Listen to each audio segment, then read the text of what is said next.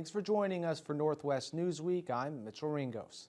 Well, 150 years after their ancestors signed Treaty 3, Croix First Nation will finally see compensation for lands owed to them under the treaty. The $130 million land claim settlement was formally signed at a ceremony held Tuesday in Croix. Lee Noonan was there. The settlement will see Croix receive $131.3 million from Ottawa and the province in compensation for lands that were promised to the First Nation when they signed on to Treaty 3 in 1873. It's a historic day.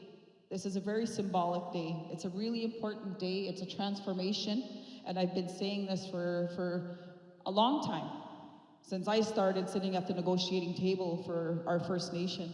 Chief Carrie Adetis Norwegian says she's the 7th chief to lead the First Nation since the negotiations began more than 20 years ago. She credits many leaders, elders, negotiators, and clan trustees with bringing this settlement to fruition. To conclude the historic claim is transformational to the lives of our community, individually, collectively. It changes our economy.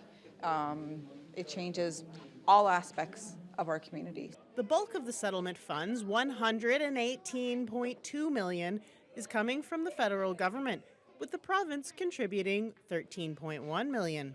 When they calculated the amount owing, it was based on the amount of land they didn't get, plus the loss of money because their band hasn't been able to utilize that land for logging or farming for the last 150 years. So that's where you get the number. And I think certainly it's a lot of money, but it's a deal.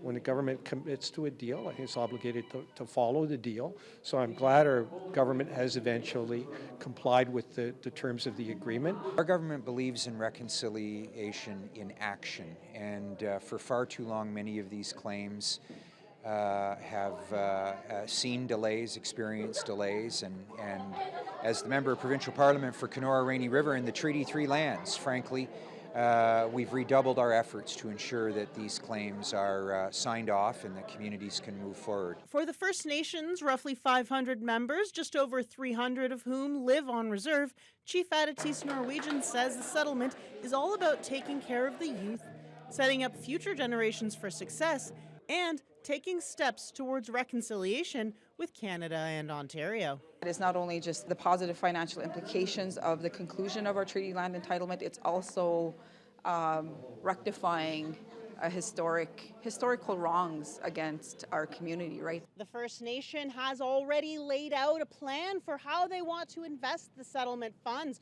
Two top priorities include the construction of a youth center and some much-needed housing in the community.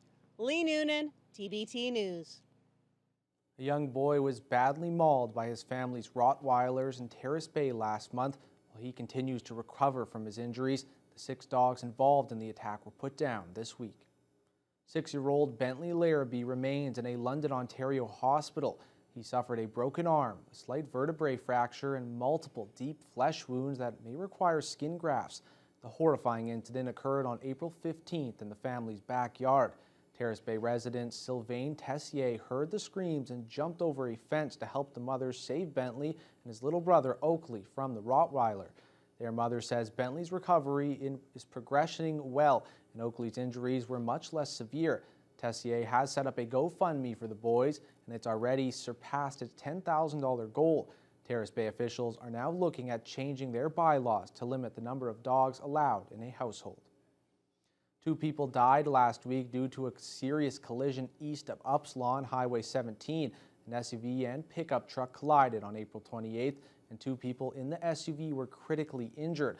One of them died at the scene, and the other later died in hospital. OPP say the victims were a 40-year-old man and a 31-year-old man, both from Scarborough. Police say the highway was dry and clear at the time of the incident.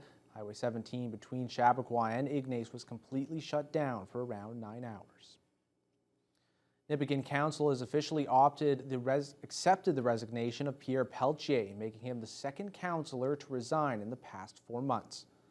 Pelletier was one of 4 councillors elected in October, and his resignation was accepted in a unanimous vote at this week's council meeting in Nipissing. Council then voted to appoint a replacement rather than hold a by-election. Councillor Glenn Hart was appointed at the beginning of March after John Zechner resigned from council in January. Hart ran in the election, coming in 5th. When he asked about filling the seats, Mayor Suzanne Kuko emphasized the importance of maintaining quorum on council. Yeah, so unfortunately we did have a resignation from Councillor Pelletier, which we accepted with regrets tonight for personal reasons. That's the reason that that was given to us. And is this in any way related to the prior resignation? no, I don't think so. Different personal reasons. Of course, we would prefer to have those who were voted in to be on council, and that would be the preference probably of the community as well. But sometimes things happen, and we just keep moving forward. You know, we have quorum. We currently have quorum. We were never left without quorum, so that's good. Pelletier and Zechner both declined TV interviews, but they did confirm there is a common thread to their departures without elaborating. Former Nipissing Mayor Richard Harvey, who ran for council and finished 6th, says he has no intention of applying for the vacant seat left by Pelletier. Meanwhile, Ignace Council also has opted to fill its 2 vacant seats by appointment rather than calling a by-election. The decision came during their April 24th meeting, 3 weeks after the resignations of the former mayor and a deputy mayor. In the same meeting, council also voted to restrict public access to council meetings. The 3-person council has now removed public access to council meetings via Zoom and removed in-meeting questions from the public, instead requiring all questions be submitted in writing 2 weeks in advance. One councillor, Jody DeFio, voted against the change. She declined to speak on camera, but did say she felt the changes removes access to council, especially for those unable to attend in person. No other Ignace council member responded to requests for comment. Meanwhile, a former Ignace councillor is speaking out against the decision, saying Zoom meetings are a matter of accessibility for those with jobs or limited mobility. She says the community is livid. Once COVID restrictions lifted, we've seen the opportunity there. We decided to keep it. It was important.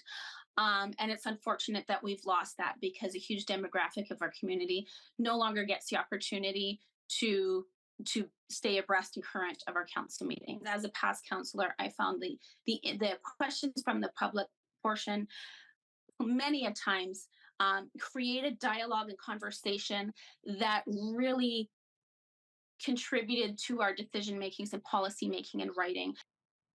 When it comes to avoiding a by-election, Tucker says it makes sense to her from a cost perspective, but she questions the decision to appoint via applications rather than from the candidates list. Tucker was herself appointed to council midterm following another mayoral resignation in 2020. The potential for a development of a proposed gold mine near Dryden is very encouraging, according to the mine's proponent. A delegation from Treasury Metals presented its pre-feasibility study for the Goliath Gold Complex to Dryden Council last week. The mining company representatives say everything from road accessibility to sustainability of the mine look favorable. The project, they project a lifespan of 13 years, producing 1.2 million ounces of gold. Treasury Metals President Jeremy Wyeth calls Goliath a Tier 1 site with road access, rail service, power, and gas already available. One of my biggest concerns is we have housing shortages now. So your actual plan, is it going to be camps or what? When do you start working on those? Our preference is not to go to camps. So right at this stage, we're not planning camps. The reason for that is we would prefer to have people that can go home at night, live in the area, and be part of our operations. There are not a lot of mines in Canada where you can drive past a Tim Hortons on the way to work. That to me is being able to live at home and get the benefits.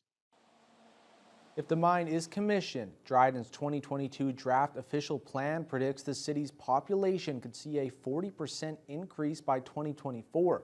Both company and city representatives say the local housing shortage will need to be addressed, despite skepticism from some on council. Wyeth suggested they can make a construction decision by the end of 2024 and begin production towards the end of 2026.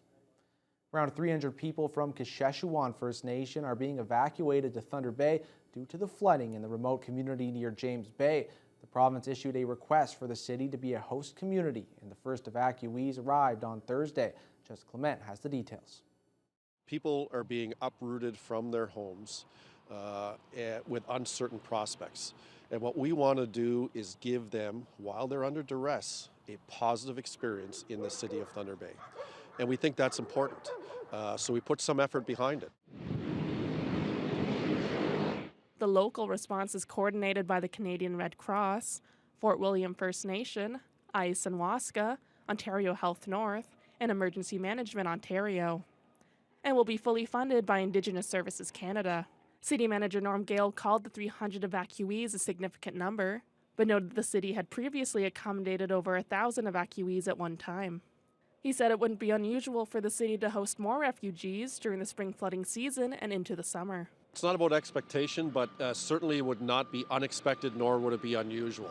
In particular, when you look at the effects of climate change, when it comes to flooding, earlier flooding, more flooding, flooding in different areas, forest fires, dry, I think generally it's probably safe to predict that there will be more evacuations in the coming years.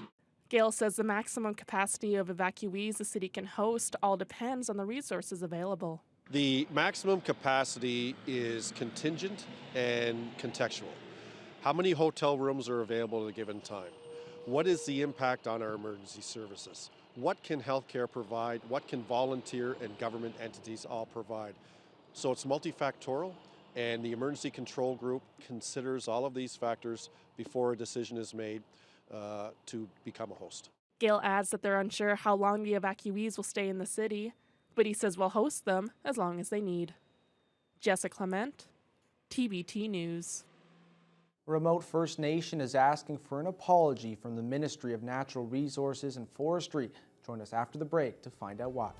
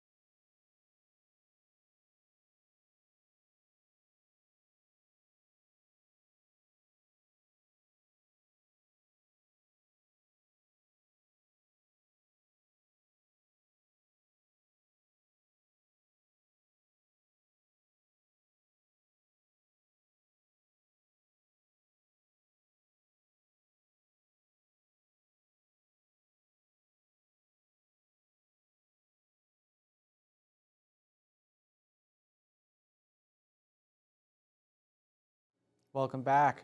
The Northwestern Ontario First Nation is asking the Ministry of Natural Resources and Forestry for an apology for past policies they say undermine their capacity to survive by hunting, fishing, and trapping. Lee Noonan has more. There are only a handful of First Nations that are harder to access or farther from the population centres in the province than Kitchener-May-Kusibininiwak. But Chief Donnie Morris is alleging that from the 1920s through to the 50s, their people were harassed and terrorized by game wardens and conservation officers, and he wants an apology. Confiscating fur, destroying camps, destroying fish weirs, and limiting, for example, if you have a large family, like you'd get licensed like this, or you have a name, and you're only allowed to kill 8 beaver a year. How can you survive?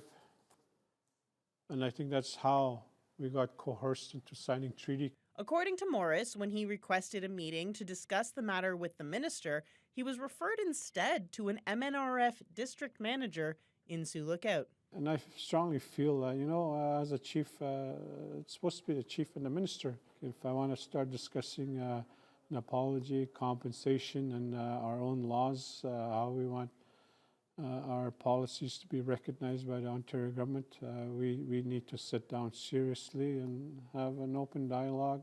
In a statement to TBT News, a ministry representative said they'll be meeting with partners from KI to better understand their concerns, saying they're critical to reconciliation and continued collaboration. But Morris says there's no such meeting on the books. As a member of the KI-6 who were jailed in 2008 for leading an anti-mining protest, Morris says he knows the cost of a legal battle. Although he hopes to keep the issue out of the courts, he is willing to go that route if the province doesn't come to the table. I think it's due time when you look at what Canada is going through with truth and reconciliation. And I just want the truth to be known. Morris also wants Ontario to return the former MNR site and other provincially held lands within the reserve boundaries to the First Nation. Lee Noonan, TBT News. Hydro One has awarded the big contract for the Waasigan transmission line, as Valor Construction has been chosen to build the 350-kilometer-long electricity corridor, which Hydro One calls a critical milestone for the project. The Edmonton-based company also built the east-west tie between Wawa and Thunder Bay and is still working on the massive tape power project to remote First Nations. Hydro One highlights Valor's experience with major electrical infrastructure projects as well as Indigenous engagement. They add that a large portion of the project will involve Indigenous businesses subcontracted to Valor.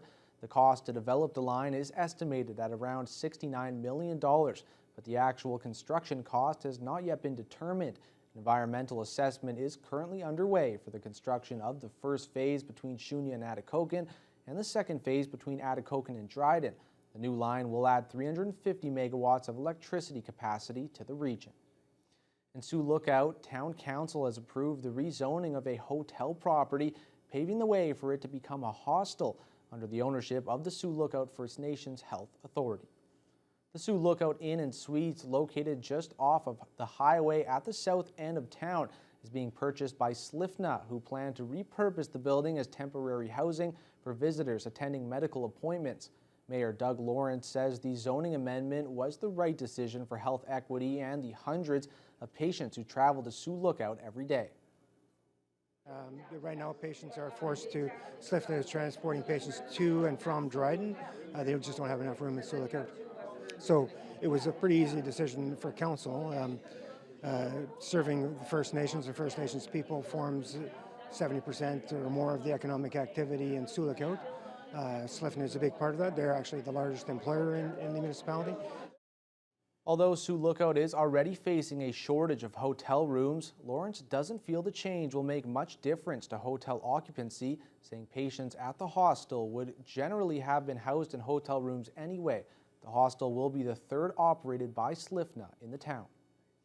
A high-profile member of the Anishinaabe-Aski Police Service has been arrested and charged by the OPP following an off-duty incident in the Thunder Bay area last month.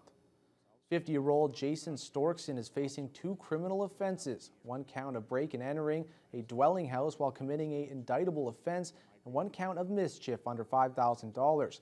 No other details about the alleged incident have been released.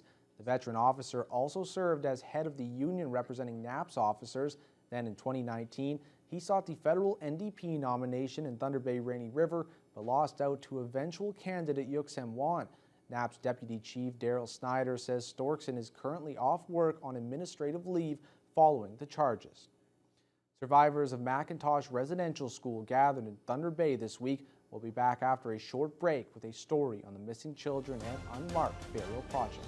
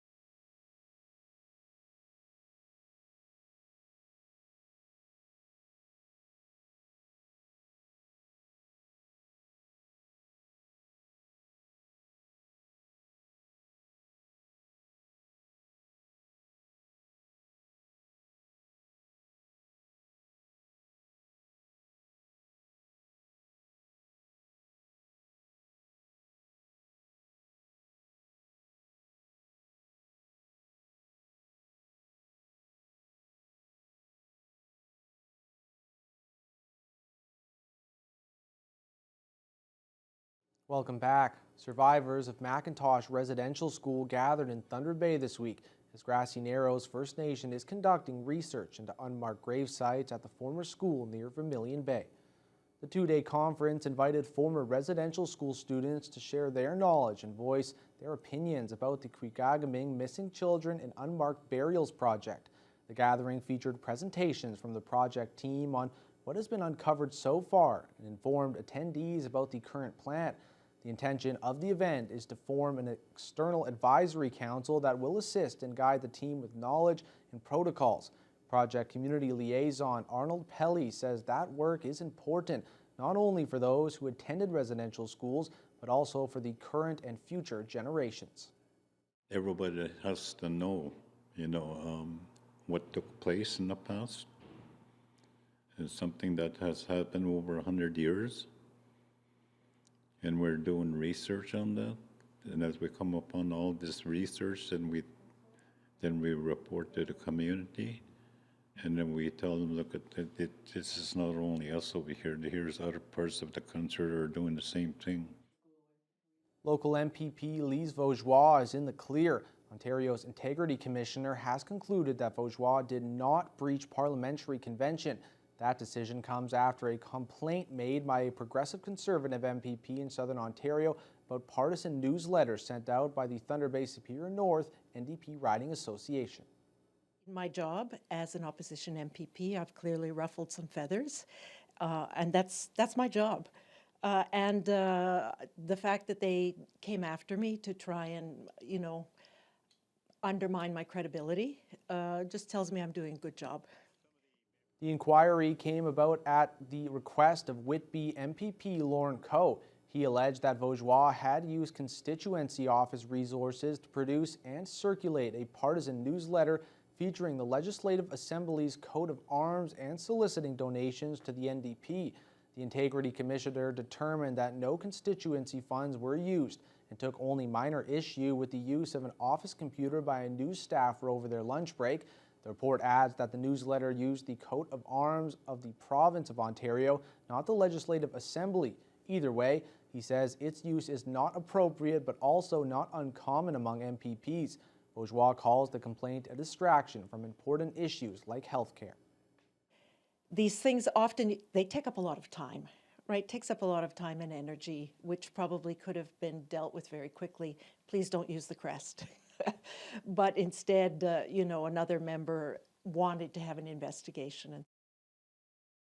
Vaugeois says in future, volunteers will be instructed to use their own computers for any riding association work. A pair of students at Dennis Franklin Cromartie High School got a chance to interview one of the big-name bands coming to this year's Wake the Giant Music Festival. Derek Muniz and Kadio Okadamo recently spoke with the ex-ambassadors for DFC's new podcast being produced in partnership with CBC Radio. I was wondering if the Jingle Dress Dance girls could join you guys up for a song on stage. Absolutely. Yeah, what song do you want to come up on stage for? The ex-ambassadors had a worldwide hit with their song Renegades in 2015. The three members of the band sat down for an online chat with the DFC students to discuss the upcoming event. Muniz and Okamo were excited to interview the rock stars, and they're also looking forward to welcoming Dean Lewis and Sarah Kay and sharing the stage with some of the artists. The DFC music class has been working on a song to perform at the festival. Having bigger artists come to Wake the Giant promotes Wake the Giant more because of their fans. So then they'll see this festival and yeah. It means so much to me, like the message that they promote, waking up the city of Thunder Bay to realize what we have to do just to get a high school education. It's not easy at all. And I'm glad that more people are opening up to us and taking the time to learn about what we do. And I'm so grateful for those three amazing individuals for planning it. This year's Wake the Giant Music Festival is set to go on September 16th at Marina Park. More information can be found on the Wake the Giant Facebook page. And that's all the time we have for this edition of Northwest Newsweek. Thanks for joining us, and we'll see you next week.